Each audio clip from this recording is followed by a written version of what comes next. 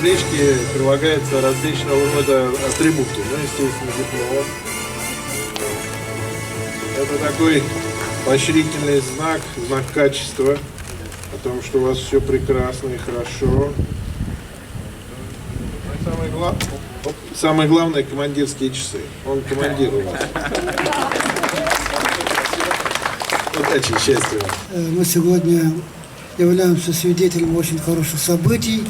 В городе Якутске мы раздали ключи жителям нового дома. Посетили детский сад, который очень быстро построили в последнее время в Жатае. И вот мы приехали отметить образцовый дом в поселке Жатай. Таких мероприятий в республике в последнее время стало очень много. В каждом поселке, в каждом городе, в каждом селе сегодня строятся дома. Мы очень много политики, программы ведем по строительству жилья.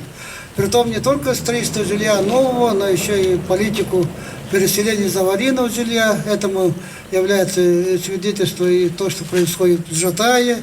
Это происходит не только в Жатае, это по всей республике происходит, да, очень довольно и в сельской местности. Но при этом мы сегодня добиваемся очень хороших результатов. В течение 5 лет мы удвоили строительство жилья. Еще в предстоящие 5 лет хотим утроить строительство жилья по отношению к 2010 году. И эту политику мы будем дальше вести. И мы сегодня здесь получаем очень хорошую поддержку Фонда содействия реформированию жилищно-коммунального хозяйства Российской Федерации в лице генерального директора Сицына Константина Георгиевича. А в чем смысл сегодняшней политики нашей? Это речь идет, во-первых, качество строительства жилья.